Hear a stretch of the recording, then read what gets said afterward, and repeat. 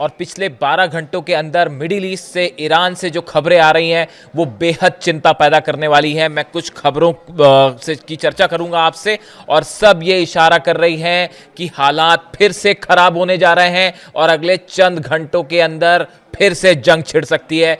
देखिए, बड़ी खबर ईरान से आ रही है। ईरान में करीब 5 से 6 ठिकानों में तेल के कुओं में, ऑयल रिजर्व्स में आग लगने की खबरें हैं और यहां पर आग की लपटें देखी जा सकती हैं, धुआं निकलता देखा जा सकता है। देखिए, ईरान के इस ऑयल रिजर्व्स में, तेल के कुओं में, तेल के भंडारों में आग कहीं और से नहीं लगाई गई, अमेरिका या इजराइल की तरफ से नहीं लगाई गई।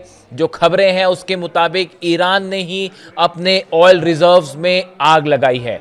देखिए, इसकी वजह मैं आपको समझाऊंगा। मैंने अपने पिछले वीडियो में आपको बताया था कि ईरान के जो तेल के कुएं हैं वो लगातार फुल होते जा रहे हैं। जिस तरह से ईरान की घेराबंदी की है हॉर्मुज में अमेरिका ने, उसके चलते जितना ऑयल एक्सपोर्ट होना चाहिए ईरान का, उतना ऑयल एक्सपोर्ट नहीं हो पा रहा है, जिसका नतीजा यह है कि ईरान के जितने ऑयल रिजर्व्स हैं या तेल के भंडार हैं वो फुल होते जा रहे हैं।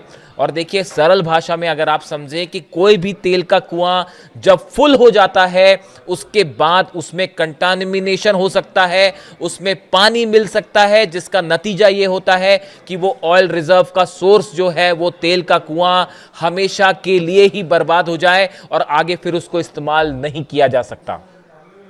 कई एक्सपर्ट्स बता रहे हैं कि डोनाल्ड ट्रंप का यह बयान कि अगले 3 दिनों के अंदर कुछ बड़ा होने वाला है, या उन्होंने 3 दिन का वक्त जो ईरान को दिया था वो इसीलिए दिया था क्योंकि ईरान के सारे तेल के कुएं, ऑयल रिजर्व फुल होने जा रहा है। और शायद अमेरिका का प्लान यह था कि इससे ईरान के जो सोर्सेज हैं, नेचुरल सोर्सेज, उनको नुकसान पहुंचेगा और ईरान के कई तेल के कुएं बर्बाद हो सकते हैं। देखिए, ऑयल रिजर्व फुल हुआ है क्योंकि ईरान में बड़े तेजी के साथ जो है कुओं में तेल उत्पादन होता है। अब उसका नतीजा ये था कि ईरान को हर हालत में अपने इस तेल को उन कुएं से निकालना था, जिसे वहां से हटाया गया और जिन कंटेनर्स में रखा गया उसमें आग लगा दी गई है ताकि इस तेल को नष्ट किया जा सके, उन ऑयल के जो कुएं हैं उसमें लेवल को कम किया जा सके, वरना वो तेल के कुएं ही बर्बाद हो जाएंगे। जो तस्वीरें सामने आ रही हैं, करीब 5 से 6 जगह ऐसी हैं ईरान में जहां पे ऑयल रिजर्व्स में आग लगी हुई दिखाई दे रही है। तेल के कुएं और उसके आसपास के जो टैंकर्स थे वो जलते दिखाई दे रहे हैं। मैं आपसे रिपीट करूंगा, ये कोई हमला नहीं है, ये ईरान ने खुद ऐसा किया है ताकि अपने तेल के कुओं को सुरक्षित रखा जा सके। लेकिन ये शुरुआत है उस बर्बादी की जिसकी आग में अब पूरा मिडिल ईस्ट, पूरा अरब एक बार फिर झुलस सकता है। देखिए, जो खबरें सामने आ रही हैं, यूएई में अमेरिका के फाइटर जेट्स फिर से लैंड होने शुरू हो गए हैं। मैंने आपको पहले ही कहा था, चीन के सैटेलाइट्स एक एक चीज की पल पल की जानकारी ईरान तक पहुंचा रहे हैं। और जो नई खबरें सामने आ रही हैं उसके मुताबिक यूएई में एक बार फिर अमेरिका के F-15 फाइटर जेट्स लैंड हो रहे हैं, बड़े हमले की तैयारी हो रही है। इसके अलावा कतर में भी अमेरिकी जेट्स देखे गए हैं, F-35 की लैंडिंग की खबरें आ रही हैं। ये सब कुछ बिल्कुल वैसा हो रहा है जैसा पिछली बार हमले के पहले 40 दिन के पहले हुआ था। जॉर्डन में, यूएई में, कतर में, सब जगह अमेरिकी जेट्स लैंड हो रहे थे। अब हालात फिर वही दिखाई दे रहे हैं। इसके अलावा बड़ी खबर यह है, अमेरिका में एक बड़ी बैठक हुई। बड़ी बैठक में डोनाल्ड ट्रंप शामिल थे, सभी सुरक्षा अधिकारी शामिल थे और बताया जा रहा है कि डोनाल्ड ट्रंप ने उस प्रस्ताव को नामंजूर कर दिया है जो ईरान ने सामने रखा था। ईरान का प्रस्ताव बिल्कुल साफ था कि जितने जहाज हैं अमेरिका के, इनको हटाइए हॉर्मुज से, उसके बाद ही हॉर्मुज को खोला जाएगा। यह शर्त रखी थी ईरान ने, लेकिन इसे मानने से इनकार कर दिया है डोनाल्ड ट्रंप ने। जो खबरें हैं, और वॉल स्ट्रीट जर्नल के मुताबिक अब एक बड़े हमले की, ग्राउंड ऑपरेशन की तैयारी में है Donald Trump. Ben Gurion airport में, इजराइल में भी लगातार फाइटर जेट्स की लैंडिंग हो रही है। F-35 जेट्स की लैंडिंग की खबरें हैं बेन गुरियन एयरपोर्ट पर। इजराइल ने इंटरनल इमरजेंसी को 7 मई तक के लिए बढ़ा दिया है। ये वो मेजर्स होते हैं, वो कदम हैं जो जंग के ठीक पहले उठाए जाते हैं। इसके अलावा आप देखें, जो बड़ा डेवलपमेंट है, जहाजों के डिप्लॉयमेंट। मैंने आपको बताया कि 3 एयरक्राफ्ट कैरियर पहले से मौजूद थे, Abraham Lincoln, Gerald R Ford और जॉर्ज डब्ल्यू बुश, अब आइजनहावर भी मिडिल ईस्ट पहुंच चुका है। और सबसे बड़ी बात यह है, अब्राहम लिंकन सिर्फ ईरान की सीमा से 200 मील की दूरी पर है, यानी ये वो स्ट्राइकिंग पॉइंट है जहां से कभी भी हमला किया जा सकता है। और जो खबरें आ रही हैं, अमेरिका का मीडिया जो दावा कर रहा है कि ईरान का खार्ग आइलैंड पे किसी भी क्षण, किसी भी पल हमला हो सकता है। डोनाल्ड ट्रंप ने यह साफ कर दिया है कि देखिए, मामला यूरेनियम पर आके फंस गया है, न्यूक्लियर प्रोग्राम पर आकर फंस गया है। मैंने आपको पहले ही कहा था, न्यूक्लियर प्रोग्राम को लेकर कोई समझौता नहीं करेगा ईरान, यूरेनियम को लेकर अब कोई समझौता नहीं हो सकता। और यह बात ईरान ने साफ कर दी है, हम यूरेनियम पे और न्यूक्लियर प्रोग्राम पर बात ही नहीं करेंगे। पहले आप अपने ब्लॉकेड जो बना रखे हैं, जो जहाज खड़े हुए हैं, उसको हटाइए, उसके बाद ही हॉर्मुज को खोला जाएगा। इस मुद्दे को लेकर अब अमेरिका और ईरान की बातचीत में बड़ा फंडामेंटल डेडलॉक खड़ा हो गया है। भले बातचीत पीछे दरवाजे से कुछ कुछ होती रहे, खबरें आती रही कि अब बातचीत हो रही है या अब डेवलपमेंट हो रहा है, लेकिन ऐसा कुछ नहीं होने जा रहा है। एक बड़ा डेडलॉक खड़ा है जो कि हमले की तरफ इशारा कर रहा है। इसी बीच आंद्रेई बेलासोव, जो कि रक्षा मंत्री हैं रूस के, इनकी तरफ से बयान दिया गया है बुशर को लेकर।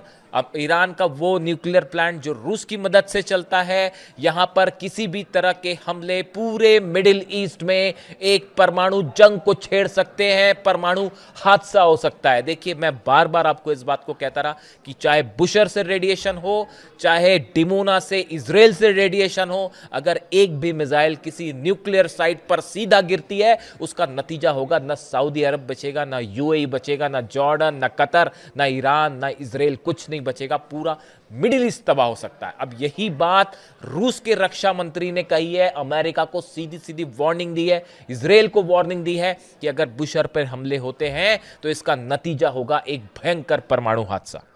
इसके अलावा देखिए, ईरान के सांसद हैं हुसैन साबती साहब, इनकी तरफ से दावा किया गया है, इनकी तरफ से भी बड़ी बात कही गई है।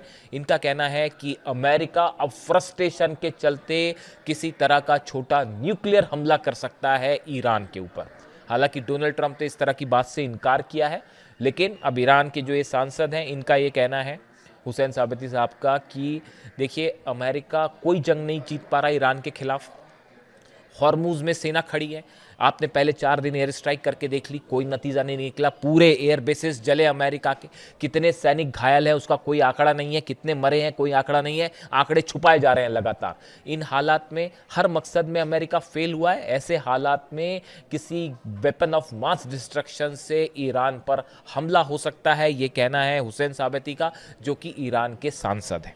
इसके अलावा देखिए, जर्मन चांसलर मर्ज, नेटो का वो हाल है जो नेटो बनने के बाद से अब तक नेटो का जो हाल नहीं हुआ कभी, जो किसी ने सोचा नहीं था कि नेटो की सेना के दम पर अमेरिका जो है न जाने कितने हमले करता रहा और अपने आप को सबसे शक्तिशाली बताता रहा, वो नेटो आज तार तार हो चुका है।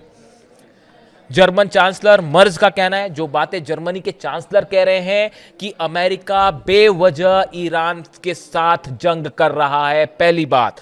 दूसरी बात उन्होंने कहा है, डोनाल्ड ट्रंप के पास, ईरान के पास कोई प्लान नहीं है। मैं नहीं कह रहा ये बात, मैंने अपने वीडियो में कई बार आपको ये बातें बताई, और अब देखिए जर्मनी के चांसलर भी ये बात कह रहे हैं।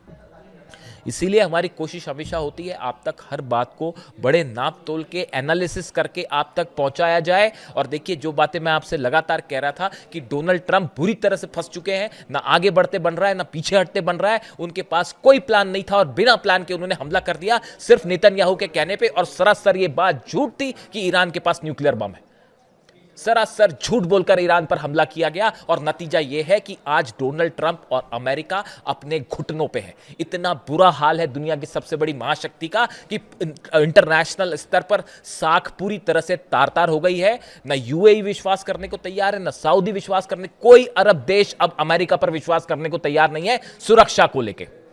रूस और चीन जो है वो लगातार जो है, देखिए बड़ी खबर है, चीन की तरफ से चीन ने अपने जहाज उतार दिए डिस्ट्रॉयर्स ताइवान के आसपास, और माना जा रहा है कि अगर खार्ग पर किसी तरह का हमला करता है अमेरिका तो उसका नतीजा हो सकता है कि चीन हमला कर दे। यानी हालात बेहद तनावपूर्ण है चीन और अमेरिका के बीच और रूस और अमेरिका के बीच। देखिए मर्ज की हम बात कर रहे थे जर्मन चांसलर की, उन्होंने कहा डोनाल्ड ट्रंप के पास, अमेरिका के पास कोई प्लान नहीं है। उन्होंने यहां तक कह दिया कि जंग में अब तक जो हालात हैं इसमें ईरान का पल्ला भारी दिख रहा है अमेरिका पर। ये जर्मनी के चांसलर कह रहे हैं, नेटो का एक अहम देश कह रहा है कि ईरान का पल्ला भारी है अमेरिका पर, अमेरिका हार रहा है। इसके अलावा यह कहा गया है कि डोनाल्ड ट्रंप के पास बाहर निकलने का कोई प्लान नहीं है। मैं जर्मनी के चांसलर की बात बता रहा हूं आपको। उन्होंने कहा है कि अमेरिका को लगातार शर्मिंदा होना पड़ रहा है।